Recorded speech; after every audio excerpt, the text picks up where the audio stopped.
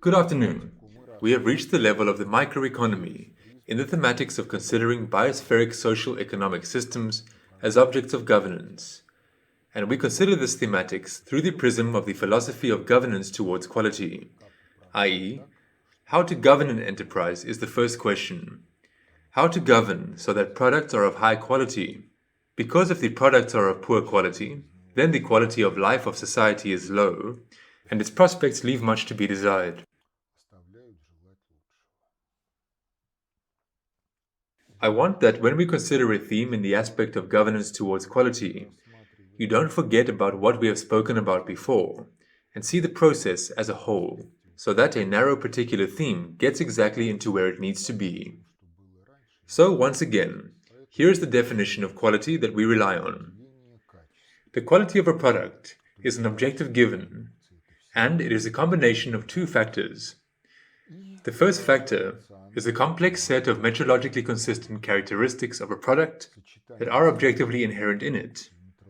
And the second factor is a measure of correspondence of this very complex set of characteristics of the product and each of the characteristics with the tasks of satisfying the user's needs in those conditions of product operation and maintenance offered by life throughout the entire life cycle. And there was this table which we have to remember, since this table covers the entire life cycle of the product from an idea to its disposal and recycling into secondary raw materials. Further, we talked about the fact that the quality of product should be considered in relation to the entire function of governance towards its life cycles. In other words, this table 3.2 and the entire function of governance are in some way connected. They are related with a certain concretics in relation to each type of product in any conditions, in any era. Therefore, all this must be remembered. If we talk about the life cycle of a product, then it's possible to build such a correlation that the maximum level of quality of product is formed by a set of requirements for this product. Further, the creation of the product is guided by a set of requirements, as a result of which a certain construction is obtained. The construction may contain errors. It may be oriented towards some outdated technology, not perfect technology. Therefore, the quality of product, as a consequence of errors made at the constructional stage, may turn out to be significantly lower than the level of quality that is set by the requirements. And this can be done with the formal satisfaction of many requirements. Well, then the product enters the production stage, and at the production stage, the quality can be dropped even lower than it was provided for by the construction. The next stage is the operation of the product. In order to operate, and for everything to be good, the product must be maintained in a technically adequate to its tasks condition for its use. Therefore, we have a kind of ladder on which a loss of quality of product is possible. And accordingly, if we build a product life cycle according to the entire function of governance, we must take care that the set of requirements implies the highest possible quality of product. The construction of the product does not drop the quality lower during production, that the quality is at the level of the set of requirements for the constructional presettings, and further at the stage of operation, that all the scheduled maintenance work is carried out in a timely manner and with high quality and ensures the quality of the product throughout the entire period of operation of this product. Last time I talked about how quality of product can be dropped at the stage of formulating a set of requirements for it. I demonstrated this on the example of what can be called the national path of development of aircraft carrying ships in the Soviet and then the Russian Navy. While we were having a break in our lectures, the following event took place: the exercises of the Black Sea Fleet. They were attended by Vladimir Vladimirovich Putin, and, in connection with the exercise, he was shown a model of a promising new aircraft carrier. This project is called 11430 Air, or Lamantine. According to the internet, this is a variation on the theme of the Soviet project 11437 nuclear aircraft carrying cruiser Ulyanovsk, which they began to build, but due to the collapse of the Soviet Union, the financial catastrophe that Gaidar and Chubai staged, funding was stopped, and Ulyanovsk was dismantled for metal on a slipway in 1992 in independent Ukraine. In the old days, in around the 1960s, 1970s, one of the officers of the American aircraft carrier America said the following phrase: "We can give this ship to the Russians with everything that's on it, and it will take 20 years before it becomes a weapon in their hands." This phrase was included in a book for the patriotic education of American teenagers.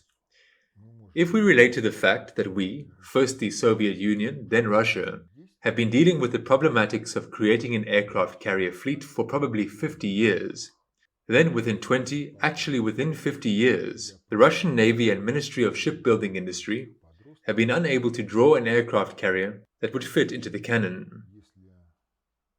Moreover, we have the General Staff, which must nevertheless be engaged in modeling the use of military equipment in military operations. There is the main headquarters of the Navy, which must also do something. There is the Naval Academy. There are faculties of tactics in naval schools, and, among other things, a designer must also have some idea of tactics.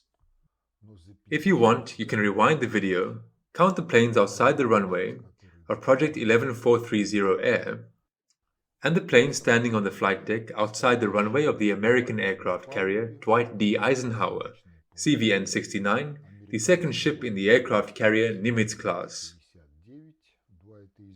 And this is the end of the 1970s.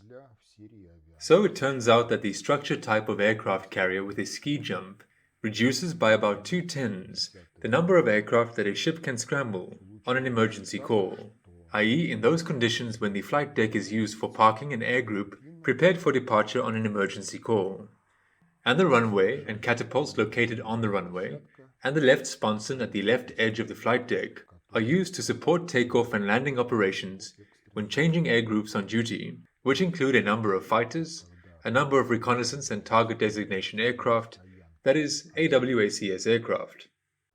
The Americans will never make a ship like the Lamartine for the simple reason that they don't want to lose in the number of planes placed on the flight deck ready for an emergency call.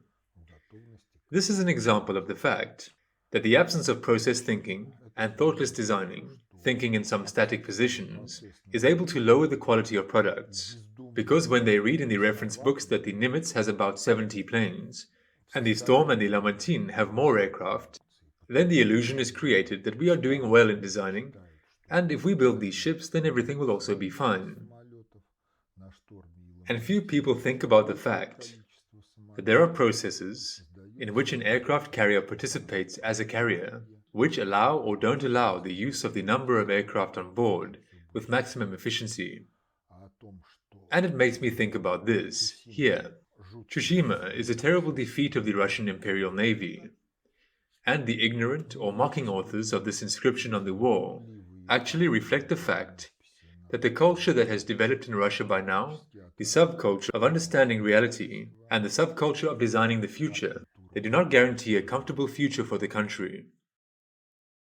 And with such a relation towards the design of military equipment, technology which manifested itself in the project of aircraft carrier 11430 Air, potential opponents, geopolitical competitors, may have an illusion of impunity, which will have to be dispelled in the theaters of hostilities.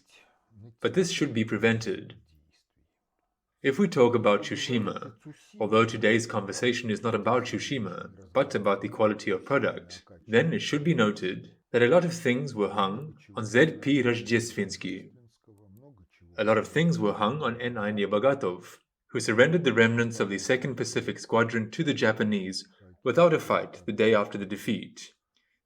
In reality, few people go into the questions about what kind of weapons were entrusted to those admirals who were able to lead the squadron from the Baltic to the Pacific Ocean, because when this campaign took place, the British spoke about it in the sense, if Rozhdestvensky is able to bring the squadron to the Pacific Ocean, then one can definitely put him on a par with Nelson for this. But to lead the squadron to the Pacific Ocean and to win after the campaign are two different tasks.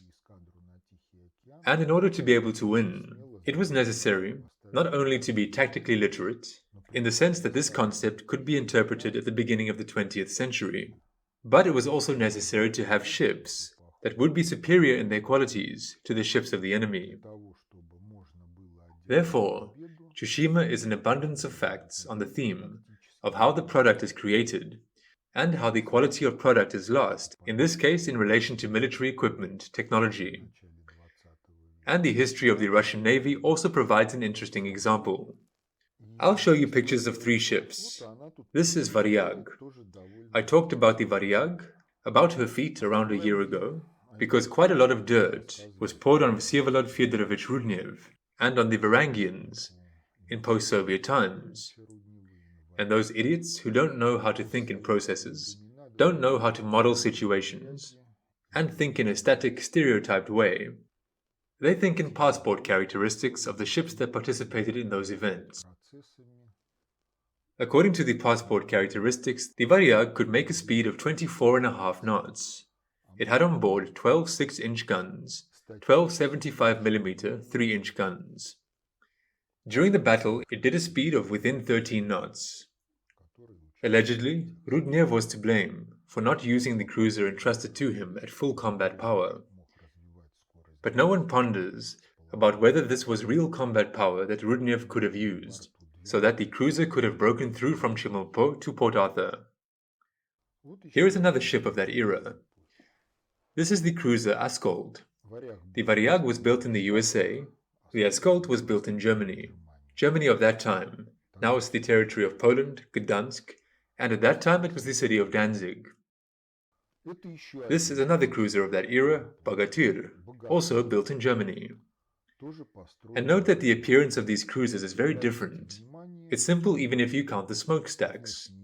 There are 3 on the Bogatyr, 5 on Askold, and 4 on the Varyag. I show these ships together. Why? Because they are all designed on the basis of the same technical assignment. To put it differently, these illustrations are on the theme that the same set of requirements can be implemented in different structures, and the quality of products based on the same set of requirements can vary greatly, depending on in which constructional decisions the set of requirements finds its implementation. The class that precedes the cruisers I showed you, this is the so-called class Goddess. Diana, Pallas, Aurora. The Aurora is on the Neva. The Aurora and other goddesses were also characterized by contemporaries by the words, "This is an ordinary packet boat," that is, a civilian ship designed to carry passengers, mail and commercial cargo, but with some elements of weapons. The reason for this evaluation is the low speed of 20 knots and very weak armament, because at the time of entry into service, the Aurora only had 8 6-inch guns, and at the same time, the Aurora did not have any armor. That is, the guns on the upper deck were bare, and there was no belt armor along the waterline. Inside there was an armored deck, which, like a turtle's shell, covered all the mechanisms, boilers, engines, artillery cellars, and its edges were below the waterline level. It was assumed that the volume of buoyancy that was under the armored deck would be enough to keep the ship afloat in case of damage in the area of the waterline. This next series of cruisers, which according to the logics of things, should have taken into account the errors that were characteristic of the Aurora, and the technical assignment of 1898 was worked out, according to which the cruiser had to have a displacement of 6,000 tons, had to carry 12 6-inch guns, 12 3-inch guns, and about 10 rapid-fire guns with a caliber of 47-37mm. The functions of the calibers were different. 37mm, 47mm, and 75mm. This was mainly for defense against destroyers. And the main caliber, 6-inch, was for fighting cruisers of their own kind, and for fighting enemy trade ships on sea routes. That was the idea. Now look, here is the Askold. On the upper deck, on the bridge there are people. Under them there is a wheelhouse. There is no navigational wheelhouse. It appeared later at the insistence of the first commander of the Askold. Here is the Bogatyr. The same thing, above the conning tower there is a bridge. There is some kind of eatery on the bridge, but not a full-fledged wheelhouse. The normal navigation bridge, combined with the wheelhouse, was available only on the Varyag. To put it differently, even for the conditions of peaceful sailing, the initial project, expressed in the requirements for the ship, did not imply the presence of a navigator's cabin, which would ensure the comfortable work of the navigator and navigational steering watches, and thereby it created the prerequisites for all sorts of navigational accidents. Now look, this photo was taken in the bow of the Varyag.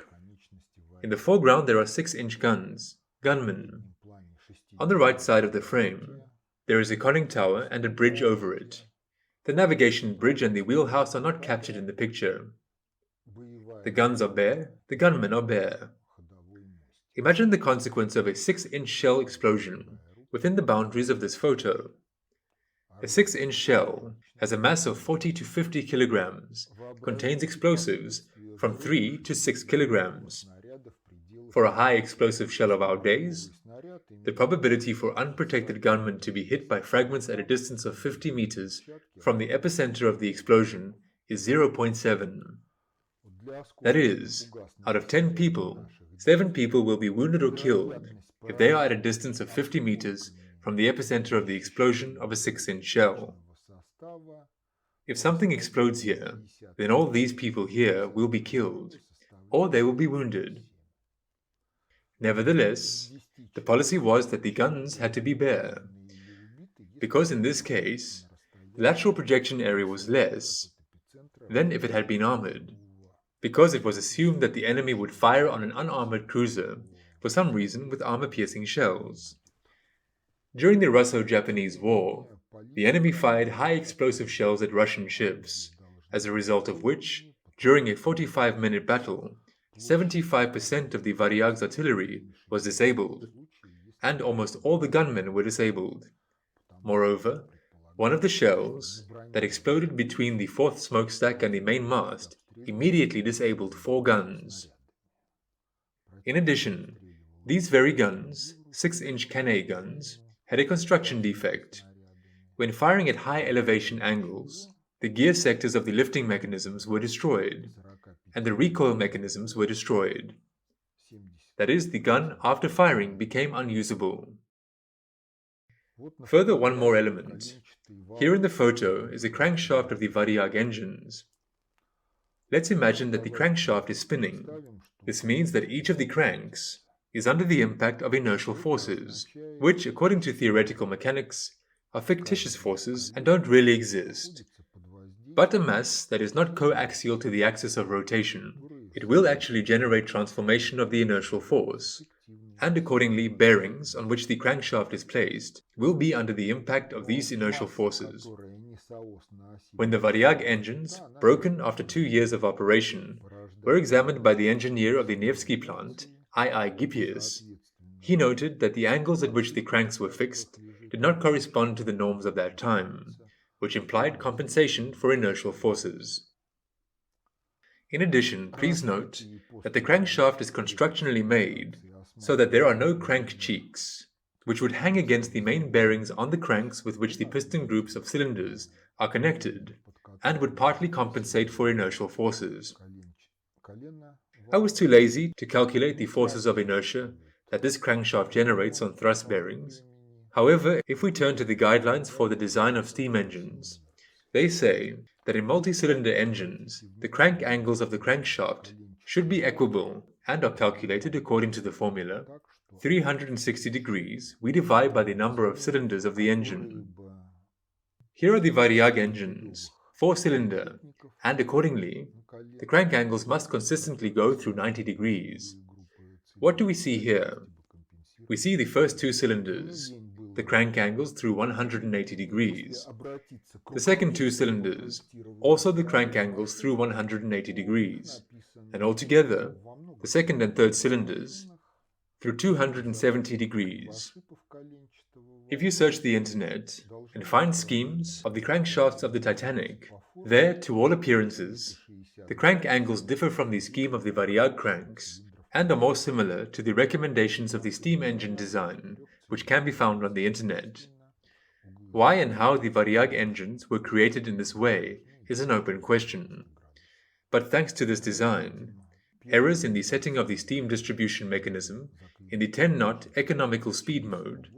The low-pressure cylinders themselves consumed about 70 horsepower to make their piston groups move, and the system as a whole worked in such a way that it destroyed the thrust bearings of the engine, and as a result, the cruiser could not really reach a speed of more than 21 knots. This is a weapon on the Askold. Look, these are no longer bare weapons. There is a kind of shield, but the shield covers the gunmen from fragments, from a shock wave, only when the shell explodes in front of the gun. If the explosion occurs on the side or behind the gun, then the fragments will guaranteedly hit both the gunmen and the gun itself. And here's another interesting thing. This is a typical conning tower scheme for ships of that era. This black oval with a gap is the main armor contour. The gap is the passage into the armored conning tower. In front of the passage there is another armor shield that covers this very passage. This is how it looks in the scheme. And this is how it looked in reality on the Varyag. Look, the passage is quite wide, more than a meter, and in principle, a shell can fly into it. If it flies in there, it will explode there. If it explodes in the passage of the conning tower, its fragments will fly inside the conning tower, and if not all, then many of those in the conning tower will be killed or wounded, as a result of which governance towards the ship will be lost. This really happened on the Varyag. A shell exploded in the conning tower passage, as a result of which Vsevolod Fedorovich Rudnev received a contusion and a head wound, several people were wounded, and someone was killed. This is a shot from the movie Battleship Potemkin, filmed on a Comintern cruiser of the same type as the Bogatyr cruiser. At the time of the Russo-Japanese War, there were no optical rangefinders on Russian ships. There were rangefinder stations, but they were also bare. And accordingly, if the rangefinder stations and the sailors working on them were destroyed by enemy fire, then further firing could only be by eye, and this led to a decrease in the accuracy of fire and its effectiveness. The enemy got the opportunity to fire at the ship almost like in the conditions of a training ground. And again, if we go back to history, the first shell that hit the Varyag destroyed number 1 rangefinder station, and then the rest of the rangefinder stations were destroyed in the course of the battle. This is the Askold at the dock after a battle on July the 28th, 1904, after an attempt to break through from Port Arthur to Vladivostok. This is a dock in Saigon. What can we see? First, we can see only 3 of 5 smokestacks standing, because the first 2 were dismantled due to the damage they had received. The ship is beaten up, not very combat capable. Now look again at the general arrangement of the photo. This is the Varyag. The gun on the upper deck is bare. Some of the guns are below the level of the upper deck. In the bow and in the stern there are casemates, but they are unarmored, there are bare guns in them, and the openings of the casemates are large, so that one can see everything. This photo shows one of these guns standing in the side casemate with an opening of several square meters. Note that there are no armored bulkheads inside either. Therefore, the bright places in the casemate area are a view through it to the left side of the ship. That is, if a shell flies into the casemate, it also destroys everything there, including the guns located on the opposite side. So these ships, in fact, in their structure, in their architecture, repeat the era of wooden shipbuilding. The guns are placed along the side on 1 or 2 decks, and, accordingly, only half of these guns can shoot broadside. The other guns do not participate in the broadside, and in fact pose a threat to the ship itself, in this case. Because they also have ammunition, there are cellars, and these cellars can explode with a successful hit. Well, Tsushima passed, which it seems should have led to thoughts. This is the Svetlana-class cruiser. In the Soviet Navy, these are Krasny Krym, Chervona Ukraina, and the completed, based on the change project, Krasny Kavkaz. Initially, the ships were supposed to look like this. The guns are located on the upper deck, and only half of the guns on the ship participate in the broadside, and there are also bare rangefinders. In fact, Tsushima did not teach anything. The only thing they got rid of was small caliber artillery, and on these ships, the main caliber is not 152 millimeters, but 130 millimeters, more rapid fire. And this is the leader Tashkent, a ship of another era, built in 1940-1941. Its displacement is almost 3 times less than that of Svetlana. And if the Svetlana had 8 guns in the broadside, then Tashkent has 6 guns in the broadside, and in principle, to this kind of architecture, if people had thought, they should have come before the start of the Russo-Japanese War. Because even if you conduct tactical games on maps, it should become clear that the tactical situations in which you need to conduct fire on both sides, they can occur quite rarely. Because if we talk about the task of sinking a trade steamer, firing will be from one side. If we talk about the fighting of squadrons against each other, then the battle begins with the approach phase, and the enemies are on one side but not on 2 sides. And even if there are enemies on both sides, then any weapon capable of shooting on both sides can shoot either at one group of enemy ships or at the other group of enemy ships. But besides the cruisers of the Svetlana project, 2 more cruisers of the Muravyov-Amursky class were built. From the beginning, they were designed as training ships. They had a slightly smaller displacement and had 8 130mm guns each, and only half could fire on one side, that is, 4 guns. And in Great Britain, during the same period, cruisers of the Centaur class were built. Their displacement was about the same as that of the Muravyov-Amursky, about 5,000 tons, but they had only 5 152mm caliber guns, located in single gun platforms behind the shields, and they all stood in the diametral plane of the ship and had the ability to shoot on both sides. In other words, the Centaur-class cruisers were superior to the Muravyov-Amursky, both in artillery caliber and in the number of guns involved in the broadside, with a total smaller number of guns. That is, these are questions of the effectiveness of the use of displacement. Now we will return to the photo of the Varyag again. In the background you can see the conning tower, and here you can see that the conning tower roof is larger than the base of the conning tower itself, and the mushroom-shaped roof hangs over the armor barbette. The conning tower's viewports have an opening of 305 millimeters, 12 inches. This is a typical conning tower of Russian ships. That is, if a shell explodes near the conning tower, then the spray through these big openings flies inwards. The mushroom-shaped roof hanging over the conning tower perimeter absorbs these fragments, and they ricochet into the conning tower. This structure of the conning tower of Russian ships led to the fact that during the Tsushima battle, a certain number of shells fell into the conning tower of the battleship Aurora. At the beginning of the battle, there were 14 people in it. By the end of the first day of the battle, only 3 survived in the conning tower. Among the internal equipment, only the wheel was working. Everything else had been destroyed by the fragments that had flown into the conning tower, although not a single shell had penetrated the conning tower. One of its plates on the Aurora was displaced as it was hit by a 203mm high-explosive shell, and the explosion tore off the armor plate simply from the mount.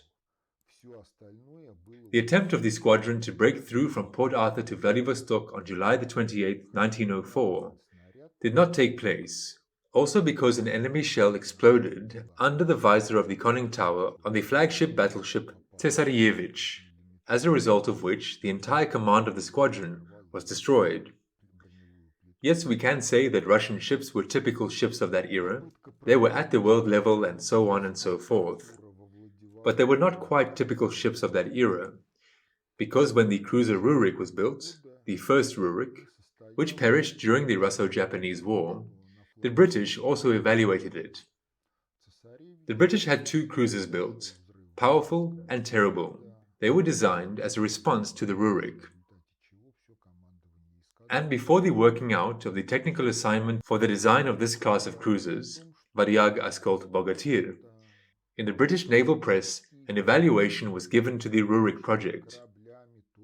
If we'd had the opportunity to see Rurik before, then the powerful and terrible would never have been built. The sides of Rurik were bristling with guns, and until you climb the upper deck, it seems scary. But one shell, exploded on the open battery of Rurik, is enough to disable half a dozen guns, that is, 6 guns. As I said, during the Battle of the Varyag, one of the episodes confirmed the consistency of this evaluation. A fire occurred, a fire from a shell that exploded on the deck. Therewith, 6-inch guns were disabled, number 8 and number 9, 75mm gun number 21, and 47mm guns number 27 and 28. This is the area between the 4th smokestack and the main mast. Odd numbers of guns are the starboard side, even numbers the port side. Nothing is reported about the gunmen. This is from Rudnev's report on the Battle of Varyag. And on British ships, potential enemies of the Rurik, all artillery of the main caliber was placed in single armored side casemates or in turrets. That is, the construction flaw of the Rurik, which the British pointed out before the technical assignment for the design of this class of Russian ships was worked out. It was in no way taken into account in the Russian projects. Why? Because they wanted dimes for a penny. A displacement of 6,000 tons is the limit that was set for these ships. It did not allow powerful engines and boilers to be shoved into it, engines providing a speed of 23 knots. It did not allow proper armor protection to be shoved into it. It did not allow creating acceptable living conditions on the ship. All in all, it was an attempt to shove 6,000 tons into the unshovable. If you analyze what happened, here is the Varyag. The factual displacement from 6,500 tons and more, up to 7,000 tons in overload. Since the designer realized from the very beginning that he could not make it within 6,000 tons, everything was extremely lightweight, including the Niklas system boilers that were quite light and efficient in terms of steam output but had low reliability. The low reliability was expressed in the fact that pipes and steam manifolds got disrupted, and steam and hot water went into the boiler rooms. This was usually accompanied by burns and deaths of the stokers. Therefore, on the Varyag, the maximum pressure in the boilers was limited to 15 atmospheres, instead of the needed 17 to 18 necessary for engines to work at full speed.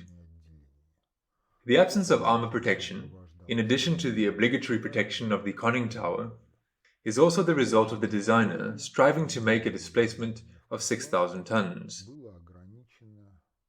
When the Japanese lifted the ship, they realized that they were dealing with a defective ship, and the Varyag was included in the training group of the ships of the Japanese Navy.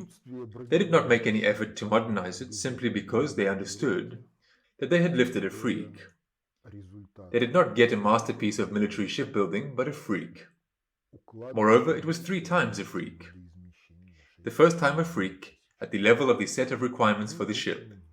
The second time a freak, defective structure, ship architecture, incorrect constructional decisions, and the third time a freak.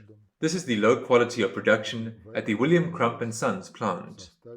But the quality of production is a different theme. The Varyag had 2 propellers. It really set a speed record at the time it was put into service, but due to constructional characteristic features of the boilers, 2 years later, it was a problem for the Russian Navy, with which they did not know what to do. And only the Russo-Japanese War led to the fact that the ship was not put for overhaul and reconstruction of the engines and mechanisms. The Askold. The photo was taken during sea trials. Askold is sailing under the German trade flag. It is hoisted on the flagpole, but not under the Russian Battle St. Andrew's flag, which the ship on the move was supposed to carry on the gaff. The designers of the Askold were able to meet the requirements of 6,000 tons of displacement. The Askold actually had 5,900 tons.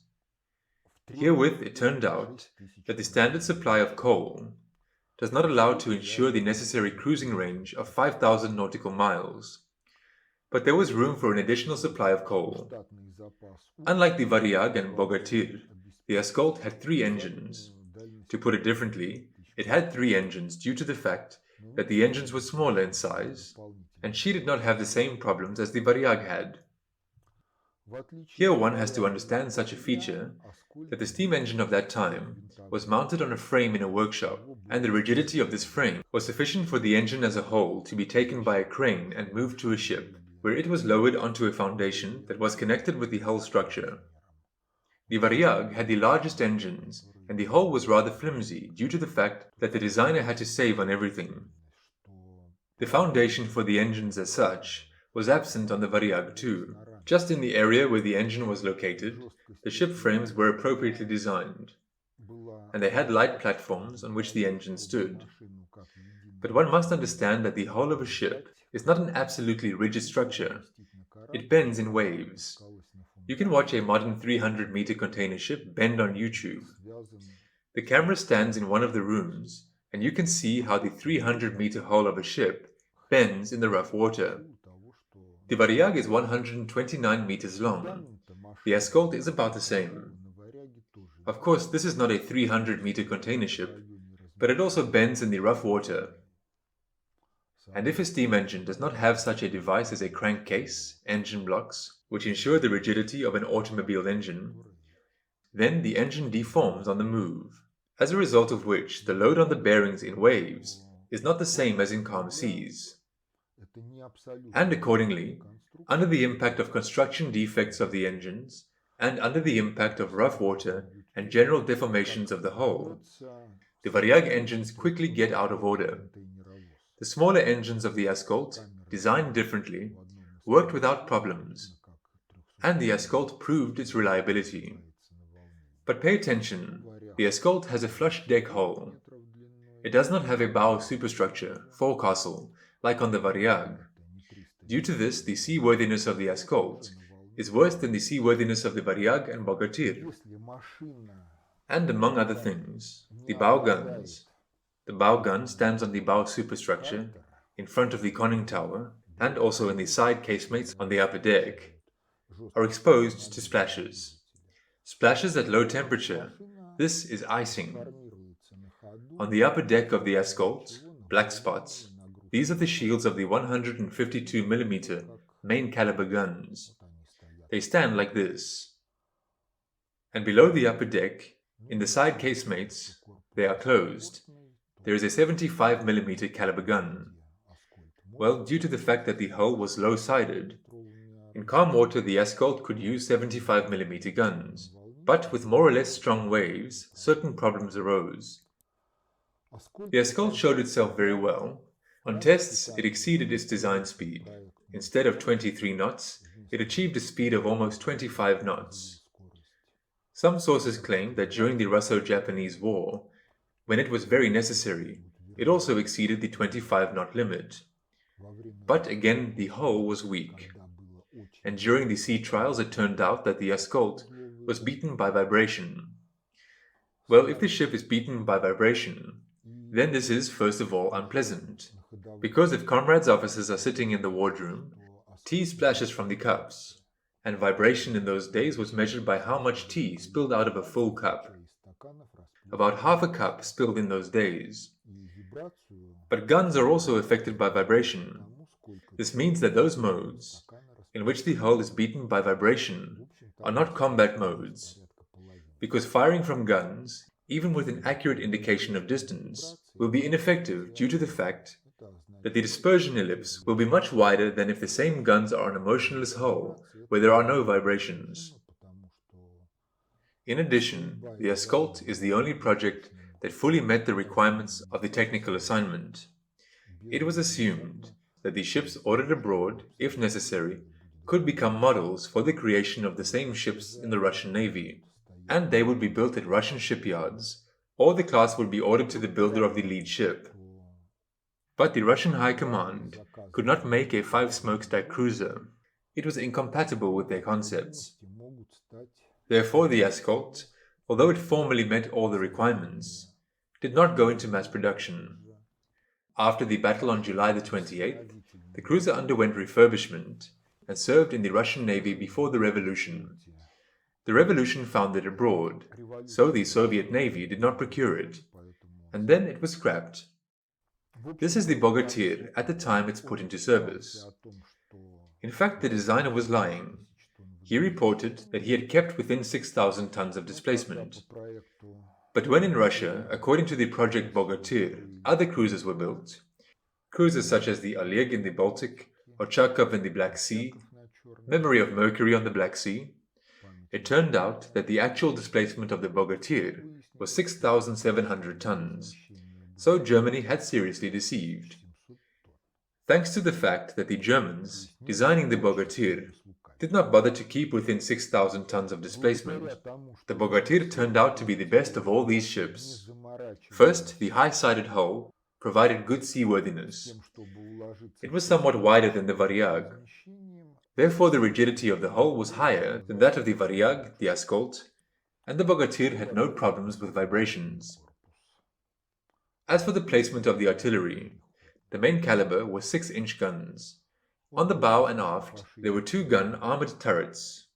In addition, 1 more gun in each armored casemate.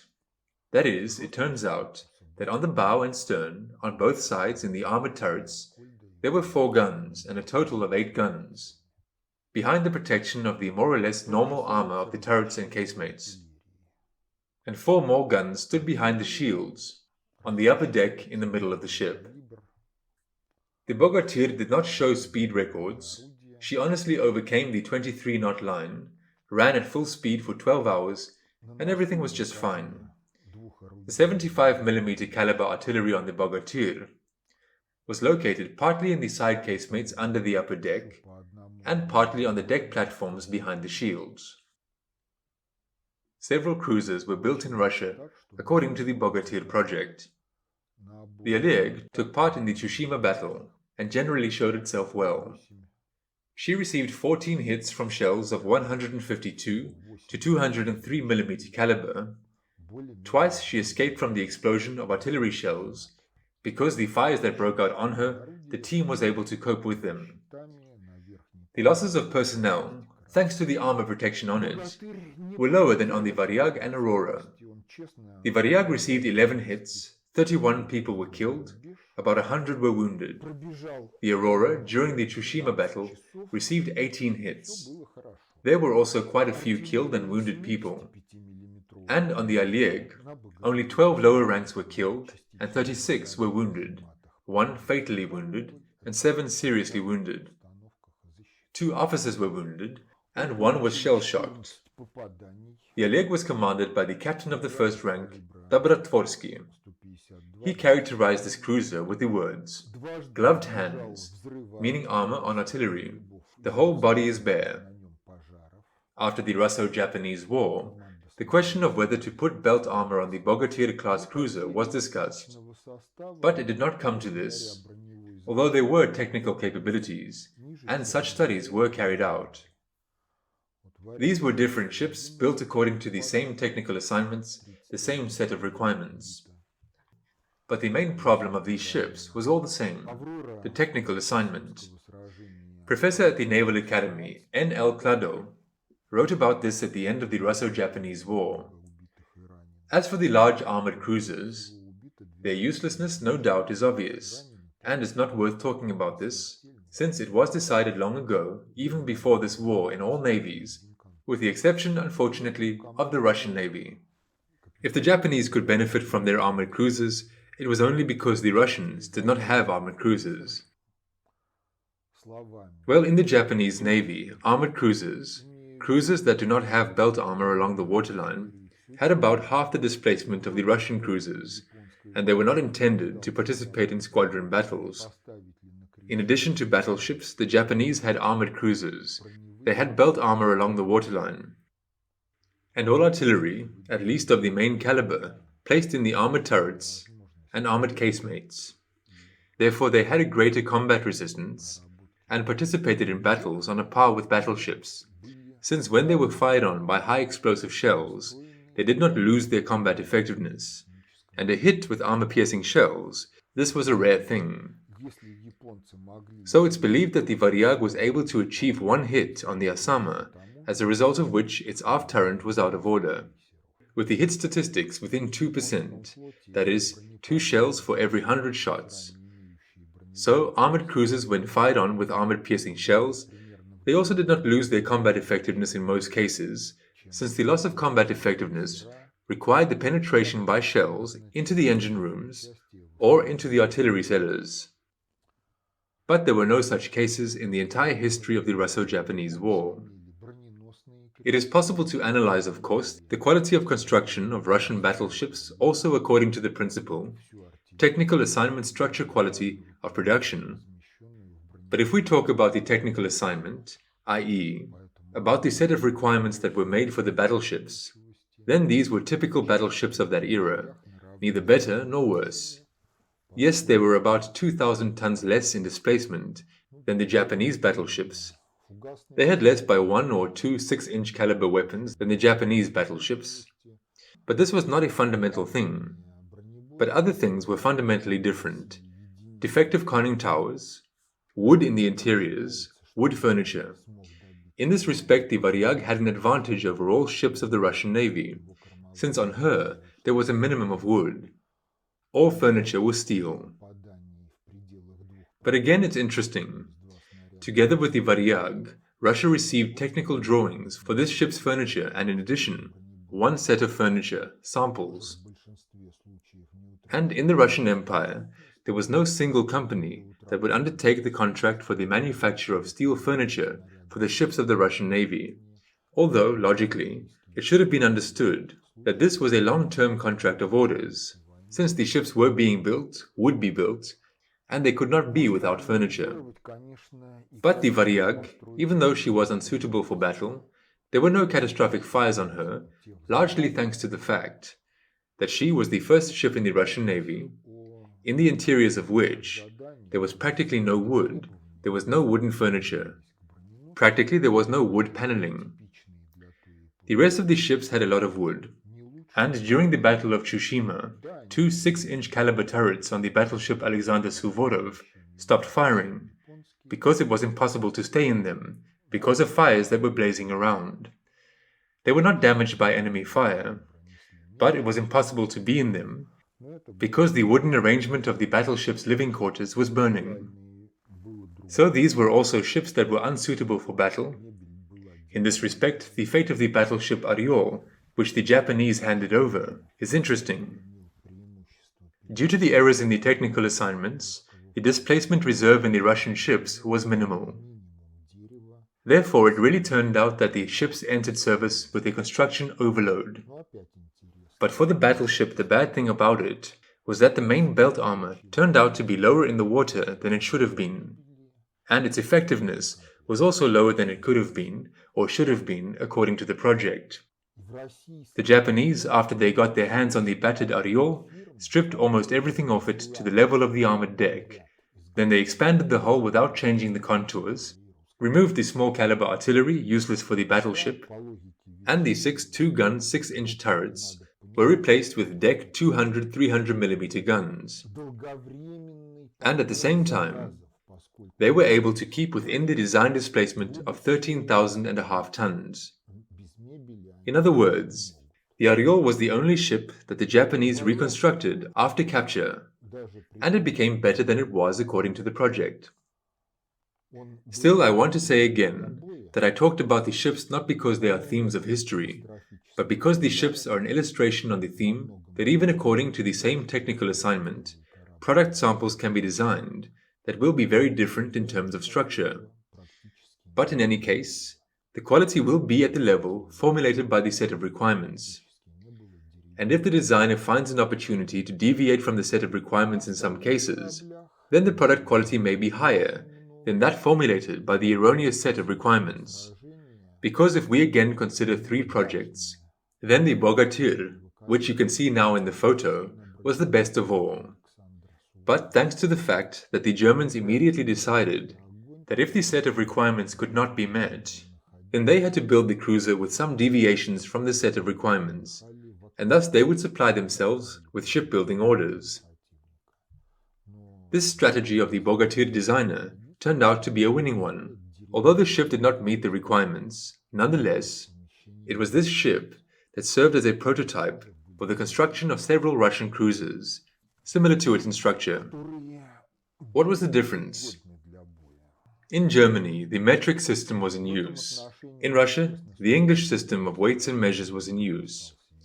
Therefore, the drawings of the Bogatyr could not be used directly. They had to be converted into the inch system.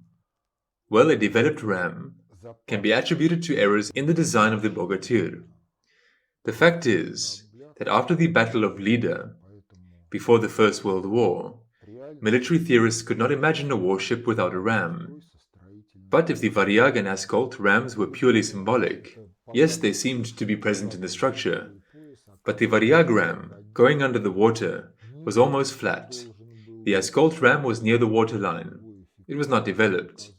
Therefore, the photo of the Askold shows that there is practically no bow beak. It is absent because there is no ram. The Bogatyr ram was developed.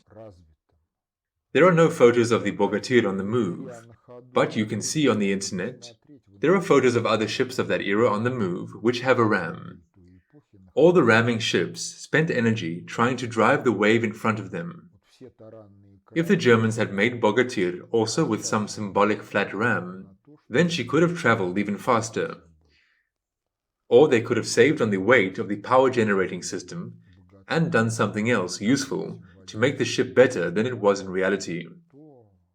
Therefore, once again, creating any equipment, technology, one needs to think in processes. I will show one picture on the theme of how process thinking differs from static discrete logical thinking. On the left, there is the conning tower and the bow turret of the main caliber of the battleship Imperatritsa Mariya, Black Sea Fleet, World War I. Note, there is a bare rangefinder without any armor protection. And accordingly, there is a statistical predetermination that during intense shelling, the rangefinder or its gunmen will be destroyed by fragments and a shockwave, by anything, or by direct hit. Under the bare rangefinder, there is a two-tiered armored conning tower. It is armored. Its structure already differs from the structure of the conning tower of ships of the era of the Russo-Japanese War. It is fully armored. It has narrow viewports covered with armored glass. This is better. And on the right, there is a section of the armored cabin of a German battleship. Pay attention to the fact that it has two armored rooms. The first is the command post. From there, the ship is controlled. There is the steering wheel. There is a commander, a navigator, and some other officers. The artillery post is another room, separated from the command post by an armored partition, and there is a rangefinder, which goes into the artillery post. It is mounted in an armored tube. The central unit is like a periscope. The tube rotates. A rangefinder officer or a sailor who controls it is behind the armored contour. And this system is protected from damage, at least of shell fragments. The aft armored conning tower is arranged on the German battleship in the same way. In addition, there is a rangefinder in the artillery turrets. This structure was the best for the era of the First World War, when the firing ranges were within 20 kilometers. And this could be seen from the level of the conning tower. Also note that the conning tower is shaped like a glass.